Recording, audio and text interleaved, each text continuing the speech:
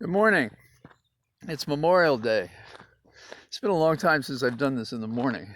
Um, I haven't been on so regularly because making adjustments to a medical home life with Holly, catching up on some of my cases, and figuring out how we get things done on our place is important.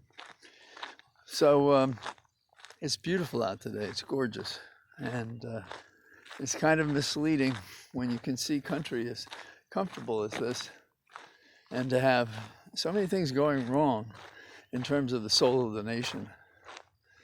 Of course, I'm thinking about the shootings in Texas, but this is not new. This has been going on for some time. And I think we should start thinking of politicians and fellow travelers of the NRA as gun pushers, just like we would think of drug pushers, and we would think of them in the most sinister way, because what kind of a person would encourage the manufacture of more guns, knowing that it could result in the death of innocents and children and women? It's a very sorry profile of what we see down in Texas when you consider that we had 19 grown men supposedly trained in law enforcement who stood there while kids died and did nothing. And that's what it'll be found. And they should be fired and perhaps prosecuted for failing to perform their job.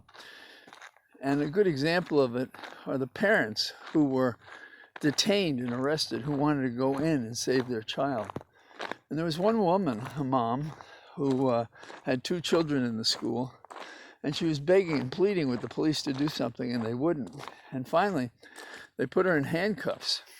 And she convinced them to release the handcuffs. She walked away, and then she jumped a fence, and she went in, and she saved her 2 children. She alone, herself, went in the building, no weapons. So I guess it's a good woman, a mom. I can imagine my mom or dad. I don't know if my dad would have punched out an officer, but he would have found a way to get in the building. And my mom too. It was the South Bronx was that kind of an area. So where's the guts in America? Land of the free, really? Home of the brave? I don't know. Doesn't seem to match up. The people, again, it's always we the people. These politicians, the political class, they fail us every day. And right now what they're trying to do is to spin this out and make business and spend the time rather than outlawing these military weapons. And I did a podcast yesterday, and one of the reasons I did it is because this gun thing is so terrible.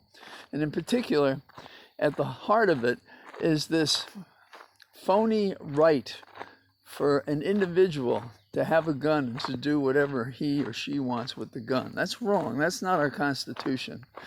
And the cases up until the Heller case, which was a year after the Virginia Tech shooting,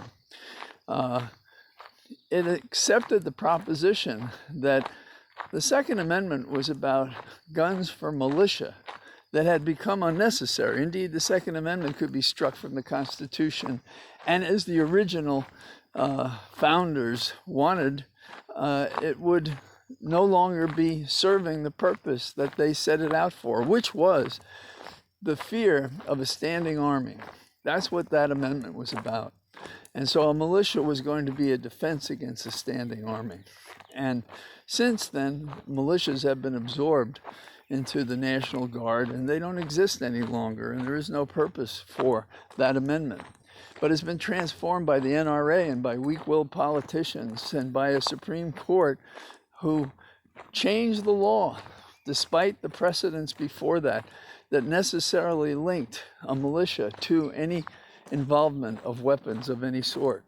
So lie upon lie is what's happening in America. And the last decision that applied this individual right to guns was written by Alito, the same fella on the court that's written the Roe v. Wade decision in draft form that would outlaw Roe v. Wade. So we see a pattern here of political hacks changing the law, not based on precedent as we're taught stare decisis, not respecting established precedent. In other words, ignoring the law in order to do what they wanted. And so it's pretty remarkable. I think what we have to do is the only place where we can make a difference, because we can't count on the courage of our politicians because they've shown little or none. Some of the ones who do speak out, and they help give us a mirror of those who lack courage and guts and the idea of what is a right policy to protect women, men, and children. So what do? It's about elections.